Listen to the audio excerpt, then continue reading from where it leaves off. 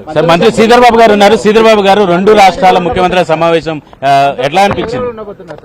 ఒక మంచి వాతావరణంలో జరిగిన ఈ మీటింగ్, ఎందుకంటే అనేక రోజులుగా రాష్ట్ర విభజనకు సంబంధించిన అనేక అంశాలు పరిష్కార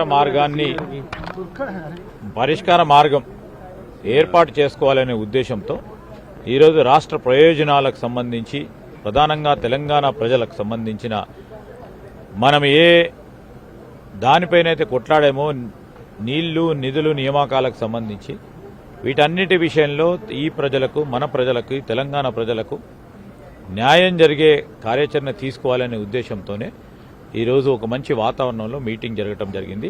ఈ మీటింగ్కు సంబంధించి కూడా ప్రధానంగా అధికారుల కమిటీ వారు చర్చించడం, దాని తదుపరి మంత్రుల కమిటీ చర్చించడం, దాని తర్వాత ముఖ్యమంత్రులు నిర్ణయం తీసుకున్నారు. టీటీడీలో తెలంగాణ ప్రజాప్రతినిధులకు అవకాశం లేకుండా పోయింది. దాంట్లో కూడా వాటా కావాలని కోరుతున్నారు. మీ మంత్రులు తుమ్మల నాగేశ్వరరావు కూడా లేఖ రాశారు సీఎంకి. ఇవన్నీ విషయాలు కూడా రేపు అధికారుల కమిటీలో తప్పకుండా చర్చించడం జరుగుతుంది. సమావేశం ఎప్పుడు సార్?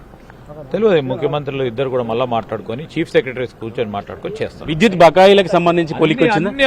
అన్ని అంశాలు కూడా మొదటగా అధికారుల కమిటీ ముందట మాట్లాడిన తర్వాత ముందుకు సాగుతారు. 7 మండలాల విలీనానికి సంబంధించి కేంద్రానికి లేఖ రాయాలని నిర్ణయించారు. 7 మండలాలకు సంబంధించి మన ప్రయోజనాలను ఆలోచన చేసి ఇంకే అంశమైనా గానీ ఫస్ట్ అధికారుల కమిటీ పరంగా ఆలోచన, కేంద్రానికి లేఖ రాయాలని ఇప్పుడు అంత దూరం రాలేదు. అధికారుల కమిటీ తర్వాత ఆలోచన చేసిన తర్వాత వస్తారు. Right, thank you. ఇది చెప్తున్నట్టు ఇప్పటి వరకు జరిగినటువంటి చర్చలు కొంత అన్ని రకాల సమస్యల్ని పరిష్కరించే క్రమంలో భాగంగా అధికారులతో ఒక కమిటీ, అలాగే మంత్రులతో ఒక కమిటీ వేసినట్టు చెప్తున్నారు. అధికారుల స్థాయిలో కమిటీకి పూర్తి స్థాయిలో సమస్యలు పరిష్కారం అవుతాయని చెప్తున్నారు. ఇప్పటి వరకు ఈ రెండు రాష్ట్రాల ముఖ్యమంత్రుల సమావేశంలో ఇవే కీలక అంశాలుగా చర్చించినట్టు తెలుస్తుంది. 2 వారాల్లో ఈ కమిటీ, మంత్రుల కమిటీ అలాగే అధికారుల కమిటీ సమావేశాలకు సంబంధించినటువంటి అప్డేట్ కూడా వచ్చే అవకాశం ఉంది. కెమెరామెన్ శ్రీనివాస్ గౌడ్తో చారి, ఎన్టీవీ.